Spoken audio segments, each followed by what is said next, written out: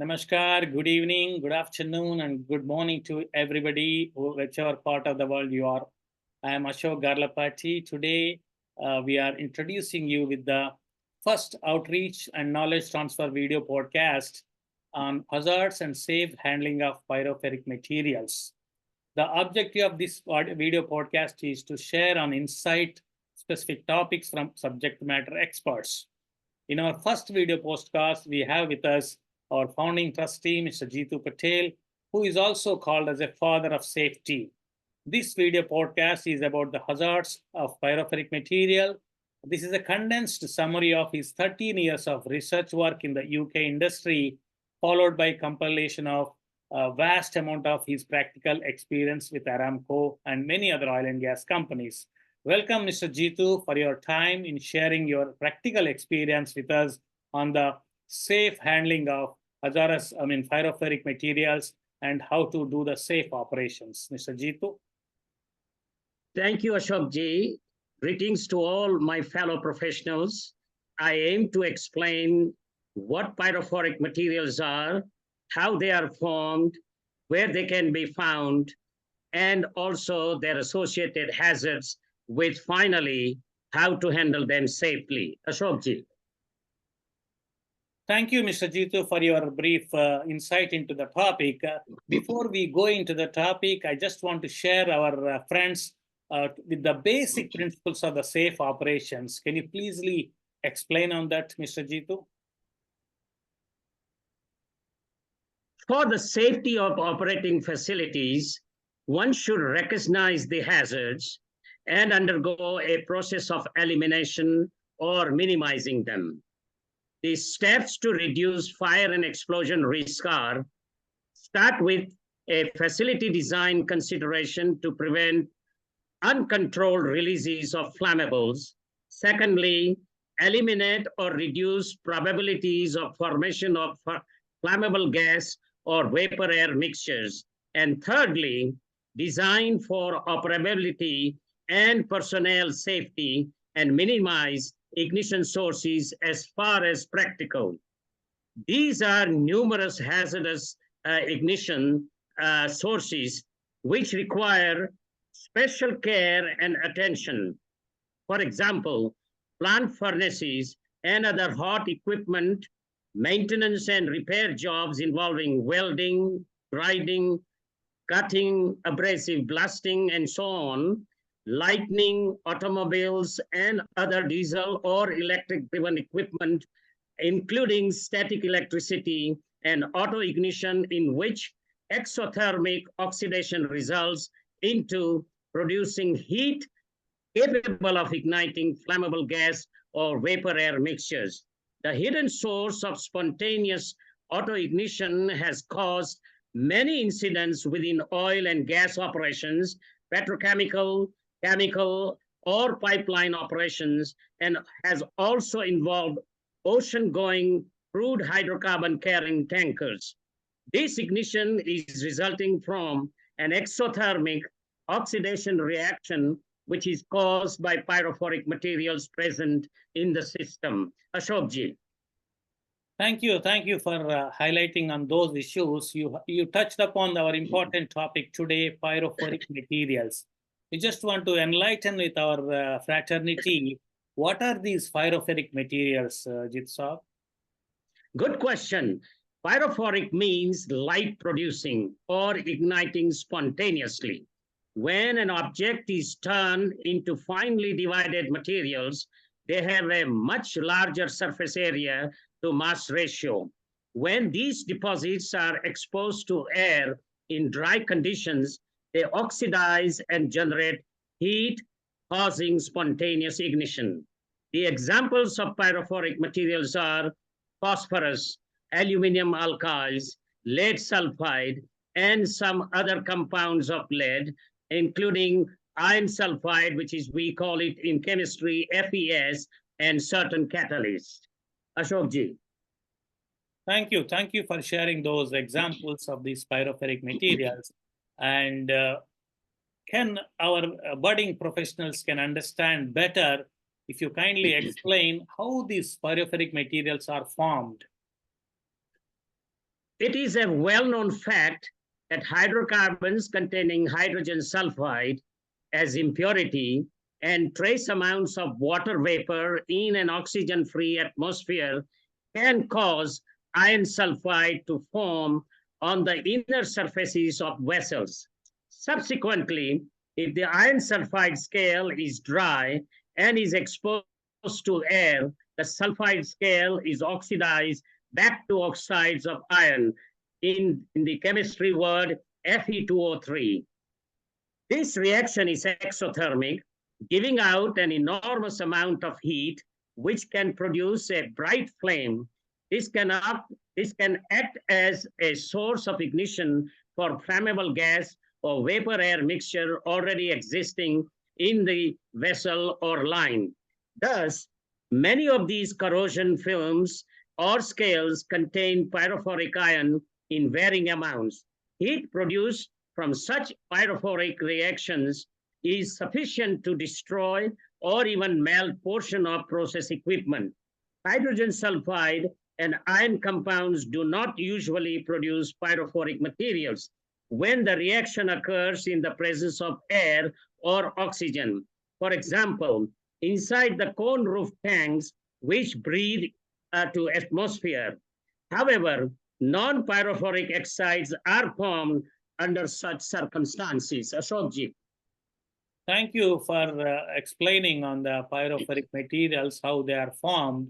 But generally, our people who are going to the site for the tank inspections and other things, how they can really identify these pyrophoric materials, how do they look like exactly?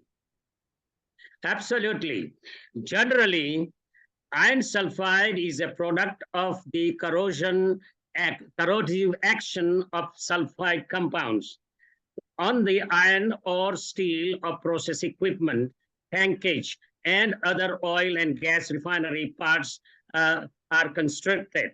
It is black, I repeat, it is black or brown colored material mixed with coke, oil, sand, and other process materials. Iron sulfide deposits in the tanks, including those on the walls and roof, frequently will catch fire after the tank is emptied for tank cleaning operations. A standard procedure in such tanks is to wet down the walls with water at intervals to arrest such burning.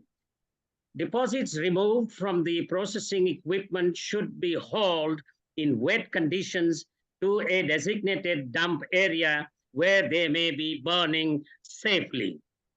Ignition hazard arises from pyrophoric deposits produced when hydrogen sulfide combines with iron in the absence of oxygen, as the case of inert blanketed tanks or within process vessels or other equipment. If these deposits are not kept wet and are exposed to air, rapid exothermic reaction with oxygen can raise the temperature to flammable vapor-air mixture ignitable level. Ashokji. Thank you for explaining on those inside details about the pyrophoric materials. But generally, let's give some sort of understanding to our professionals that how and where these pyrophoric materials generally can be found, in our industry. Sure. Pyrophoric iron sulfide, FES, is most likely to be present in the systems handling sour hydrocarbons containing appreciable amounts of hydrogen sulfide. Examples of pyrophoric materials other than FES or iron sulfide are catalysts used in refining process, such as hydrotreater catalysts, which contain hydrogen, pyrophoric hydrides, and sulfides. Also, reniformer F catalyst is pyrophoric. Before the primary burn, it contains various metal hydrides plus hydrogen. And thirdly, pyrophoric residues can be expected in flame bottoms, distillation column bottoms, petroleum storage tank vessels, blowdown vessel bottoms, and in other process plant systems where a potential to form similar pyrophoric materials may exist. Ashokji. Thank you. Thank you. We understood now about the pyrophoric materials, the properties, and where they can be found. Do you really have any idea, or can you share, please, more insight into the how these pyrophoric materials are affected by any variables? Of course, severity of pyrophoric materials depend upon many variables. The rate and the amount of heat produced depend on the quantity and composition of finely divided reactive material present. Thermodynamically, substances must undergo spontaneous exothermic oxidation reaction, and this is where it is known as deposit composition variable. The second one, rate of reaction, is proportional to concentration of available oxygen and surface area of solid present. Thus, the size and the shape of the deposits are also very important. Thirdly, the deposits are expected to be more pyrophoric since reaction rate is typically increased at higher ambient temperatures. And finally, highly humid atmospheric conditions might act as triggering mechanism to raise temperature to point where rapid exothermic oxidation takes place. This is not significant in the case where the deposits are wet and they do not meet oxygen. Thank you, Ashokji. Thank you, sir. Now we understood about the pyrophoric materials, how they are affected by different variables. Now, let's give a more understanding to our professionals here. How do we handle these pyrophoric materials in safe manner? In fact, our today's topic is about that. Most important, Ashokji. Good question. Yeah. A procedure to prevent hazardous oxidation reaction is of two phases. Preliminary steaming of the system wets the scale deposits as desired and keeps them inactive until they dry out again. Most feasible ways of preventing air entering into the equipment are, number one, to spray the equipment with water or maintain the equipment air or oxygen free with slight positive pressure. 1 or 2 pounds positive pressure is enough, using either hydrocarbon in the equipment itself or by introducing any purge gas such as nitrogen or steam. And thirdly, if they are kept in wet conditions, you are safe. However, when they dry out and meet air, they begin to oxidize. The reaction is again exothermic, producing enormous amount of heat and can self-ignite. Ashokji. Thank you, Mr. Jitu, for sharing full insight into the pyrophoric materials and the safe procedure for handling. And we just want to know, you have a 55 plus years of experience in the safety field. Can you share some insight into have you come across any incidents involved in the pyrophoric materials? Many. Several incidents resulting in fatal injuries and catastrophic damages have been experienced by industry caused by pyrophoric materials. In pipeline operations, sediment, largely rust, involved in ethane product line in Texas was removed from a valve bonnet following seal leak repair. The sediment flashed shortly after it was discarded on the ground. Also, several fires have started after pipeline scrapping operations. The scraper brings finely divided black solids, which when exposed to air for a given time burst into flame. Ordinarily, these black residues are removed from the line and dumped, sometimes without any thought of possibility of fires. Due to their improper disposal, these fires have resulted in considerable losses. Further, in an United States refinery effluent platinum rhenium exchanger incident inspection after a complete regeneration of a platinum rhenium catalyst at a U.S. refinery in Portsboro rather, revealed that there was a considerable temperature gradient across the heat exchanger bundle. A few bulging tubes were seen. Another incident, West Tulsa refinery lead compound tank had exploded. This incident may not be relevant currently under the situation where the lead additives have been removed in many countries from gasoline, but it adds the severity of the hazards as an example. The one more incident that I can share with you is in the platinum rhenium heater fire in the United States refinery at Buffalo. A rupture and related fire occurred on the bottom of the tube in the first reheat coil. Corrosion thinned the bottom of the tube and overheated. Eventually, it ruptured the entire equipment. Thank you, Ashokji. Thank you so much, sir. Thank you. Appreciate your patiently explaining about the incidents.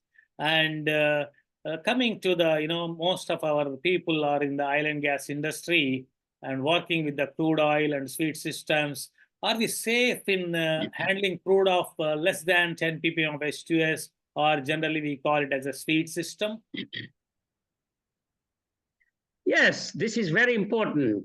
Some incidents have occurred in so-called sweet hydrocarbon systems inside vessels, either free from or containing only trace amounts of hydrogen sulfide, which were attributed to have been caused due to the presence of pyrophoric materials.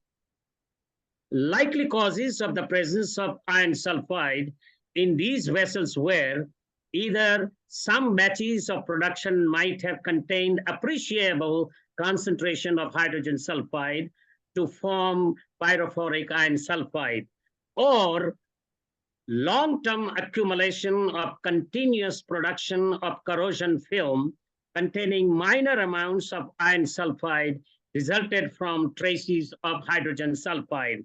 And thirdly, the presence of water vapor and trace amounts of oxygen caused corrosion to form on the inner walls of carbon steel. The corroded surface of carbon steel enhances the reaction of sulfur compounds to produce pyrophoric iron sulfide. Ashokji. Thank you. Thank you for enlightening with that thing. But can you please share on any other incidents during the oil transportation, crude oil transportation related to pyrophoric materials? Yes, many, but just briefly, measurements have made by United States oil companies demonstrated that oil tankers, including super tankers carrying sweet crudes, are occasionally sufficiently sour enough to produce pyrophoric iron sulfide. Most Middle East crudes reduce hydrogen sulfide to 10 parts per million or less, which could produce about 0.1%, which is equivalent to 1,000 parts per million by volume of hydrogen sulfide in vapor space over the crude in the cargo tank, having potential for formation of pyrophoric hydrogen sulfide. Some ocean-going oil tankers had experienced explosions, which were attributed to having been caused by pyrophoric iron sulfide. In the 70s, 4 shell tankers, super tankers, suffered ignition-causing injuries and significant damage. I was part of one of them in investigation. Ashokji. Thank you. Thank you for sharing this incident details, because it gives more attention to our fellow professionals when they are handling such systems. And in conclusion, can you please summarize and provide some good recommendations to work safely, Jitu? Sure, Ashokji. Process vessels such as heat exchangers, dehydrators, columns, pipelines, and so on, where adequate steam supply is available, First, always try to consider drain the oil or product out of the vessel as much possible. Then introduce steam to raise vessel temperature to sweep out the residual oil. Also, steaming will keep any pyrophoric iron sulfide deposit free from drying out. This will reduce the reactivity of iron sulfide. Thereafter, anticipate pyrophoric iron sulfide in both sweet or sour system of the crude system that you are working with. Establish procedures, and this is very important. Establish procedures for operating or opening the vessels or equipment which have been suspected with the potential of containing pyrophoric materials within them.